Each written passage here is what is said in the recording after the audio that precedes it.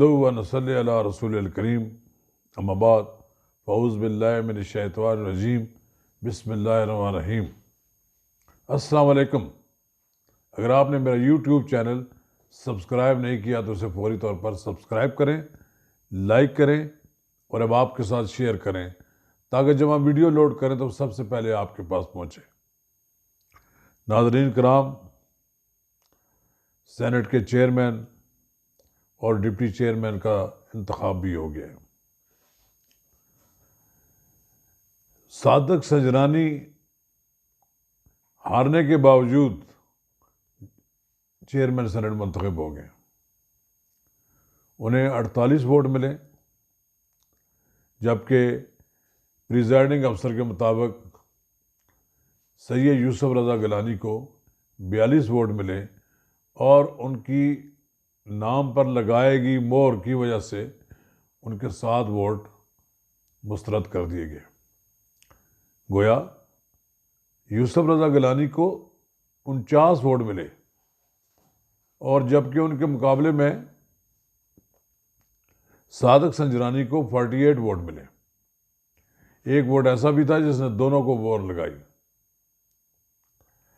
ये अपनी नौयत का अजीब व गरीब इंतखाब था कि जिसमें जीते हुए आदमी को हरा दिया गया। अपोजिशन ने इस रिज़ल्ट को तस्लीम नहीं किया। अपोजिशन इसको अदालत में चैलेंज करेगी, इलेक्शन कमीशन में जाएगी, फिर मुख्तलिफ अदालतों में इस वोट को चैलेंज किया जाएगा जो मुस्तरद किए गए। एक मरला तो इस तरह था, हुकूमत ने ज़िंदगी और मौत का मसला बना रखा था चेयरमैन सेनेट का इंतखाब। एक बात तो साबित हो गई कि मौजूदा चेयरमैन सेनेट के अक्सरियती अरकान के चेयरमैन नहीं हैं।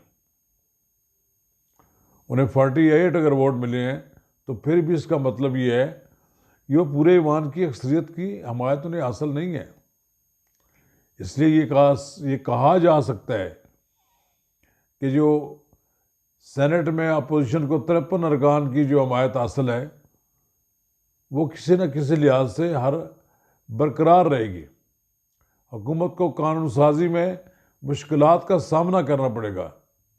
ये नहीं हो सकता कि अगर उन्होंने चेयरमैन अपना बनवा लिया है तो इसका मतलब ये है कि वो अब ईवान बाला पर भी उनका कब्जा हो गया। बड़ी दिलचस्प सूरत हाल ये है कि जब सुबह पोलिंग शुरू होने से पहले मुसद्दक मलिक और मुस्तफा नवाज खोखर ने इंकशाफ किया कि पोलिंग बूथ पर कैमरे लगा दिए गए ताकि ये मालूम हो सके किस सेनेटर ने किसको वोट दिया है। ये इंतहाई खौफनाक किस्म का इकदाम था जो कबल अज़ वक्त पता लग गया, और जिन लोगों ने लगाया रात के अंधेरे में ये चीज़ें नस्ब कर दी गई और सुबह किसी को खबर नहीं थी, लेकिन जहाँ दीदा लोगों ने ये चीज़ें सारी नोट कर ली और एक्सपोज कर दिया। ये ड्रामा सारा नाकाम होगी हुकूमत इसमें, लेकिन बहरहाल बाई हुक एंड क्रोक, यानी वो हर कीमत पर जो इलेक्शन जीतने का जो इनका प्रोग्राम था उसमें वो कामयाब रहे। एक तासर तो यह है कि मुमकिन है ये 7 अफराद ने हुकूमत के कुछ लोगों के राब्तों के नतीजे में अपना वोट ज़ाया कराया हो, लेकिन चूँकि जो क़वायद व ज़वाबित है उसमें कहीं नहीं लिखा हुआ कि आप नाम के ऊपर अगर वोट पर मोहर लगा देंगे तो वो मनसूख हो जाएगा। ये वो लोग हैं जिन्होंने उस खाने के अंदर नाम पर वोट लगाया, मोहर लगाई है, लेकिन ये मनसूख नहीं की जा सकती। इसके बारे में बड़ी एक राय पाई जाती है। सुप्रीम कोर्ट का एक फ़ैसले मौजूद हैं, 2004 के भी फैसले मौजूद हैं और उसके बाद के भी फैसले हैं। अगर वोटर की जो इंटेंशन है वो मालूम होती है कि उससे वो किसको वोट देना चाहता है, इन मोहरों से ये साबित होता है कि ये अरकान सैयद यूसुफ रज़ा गिलानी को वोट देना चाहते थे। बड़ी क्लियर है, कोई कन्फ्यूजन भी नहीं था। बहरहाल चूँकि प्रिजाइडिंग अफसर हुकूमती इत्तेहाद का आदमी था, मुजफ्फर अली शाह साहब ने हुकूमत के हक़ में फैसला दिया, और जो मोहसिन अजीज़ साहब जो कवायद ज़वाबित पढ़ रहे थे वो थे ही नहीं ऐसे। वो चीज़ बिल्कुल क्लियर है कि आप जिस उम्मीदवार को वोट देना चाहते हैं उसके खाने में मोहर लगाएं। ये जाएगा अदालत में केस, बिल आखिर मुझे लगता यही है, एक बार फिर या तो री इलेक्शन होगा या फिर सैयद यूसुफ रज़ा गिलानी कामयाब करार दे दिए जाएंगे। कैमरों का मसला भी हल हो गया। और उसके बाद दूसरी बात यह है कि इस इंतखाब का असर पीडीएम पर भी पड़ सकता है।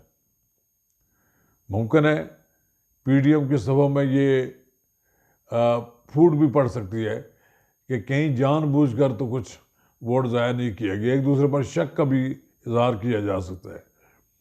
लेकिन सरेदस्त तो बात बड़ी क्लियर है, और अभी तो पीडीएम में ऐसी बात नज़र नहीं आई, लेकिन इस बात को हुकूमती ओहदेदार और वज़रा एक्सप्लॉइट करेंगे कि हुकूमत ये चाहेगी कि अपोजिशन की जमातों के दरमियान कोई रिफ्ट पैदा हो जाए। बड़ी हैरानकुन बात यह है कि 98 जो वोट पोल हुए हैं उसमें डिप्टी चेयरमैन के उम्मीदवार मिर्ज़ा मोहम्मद अफरीदी को 54 वोट मिले। वहाँ पोजीशन डिफरेंट है, वहाँ मौलाना अब्दुल गफूर हैदरी को 44 वोट मिले हैं। इसका मतलब ये हुआ कि मौलाना को अपने कॉन्स्टिट्यूंसी में जो बलूचिस्तान उनका इलाका है वहाँ से कम वोट मिले हैं। इसका मतलब ये हुआ कि डिप्टी चेयरमैन पर लोगों की राय कुछ और थी।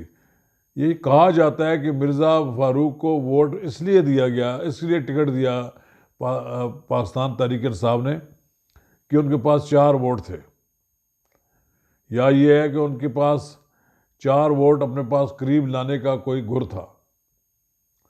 बहरहाल ये आदमी भी नवाज शरीफ के बड़े करीब तस्वर किया जाता था, ये भी उन्होंने अपने साथ मिला लिया। और बहरहाल अजीबो गरीब उनके जो इसके हुकूमत के जो अहदेदार हैं कहते हैं कि और कोई खिदमत साढ़े लायक, ये मजाक बना रहे हैं। संजीदा लोगों का ये तो मेरा ख्याल तर्ज अमल ही नहीं होता। उनको सोचना चाहिए आप ये मजाक बना रहे हैं। आपने क्या कमाल कर दिखा दिया कि आपने चेयरमैन अपना जितवा लिया, लेकिन सेनेट में तो आपकी अक्सरियत नहीं है।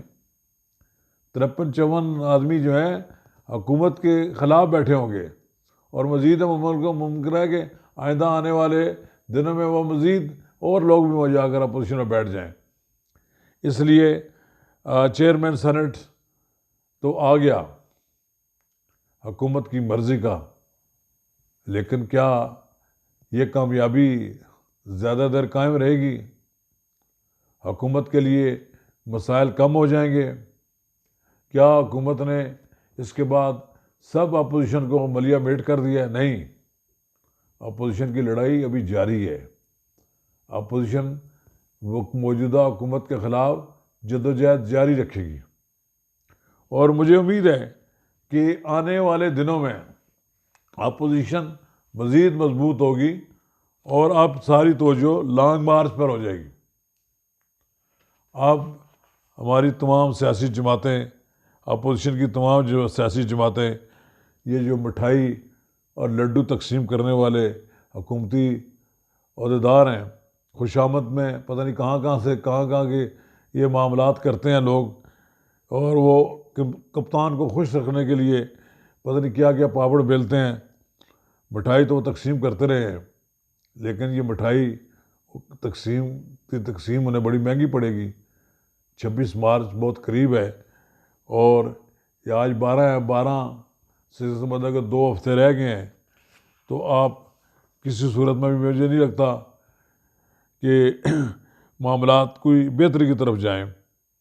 बहरहाल एक बात वाज़ेह है, चेयरमैन सेनेट हुकूमत का हो, मुंतखब हो गया हो, डिप्टी चेयरमैन भी अपनी मर्ज़ी का ले आया हो, लेकिन मुझे ईमान चलता हुआ दिखाई नहीं देता।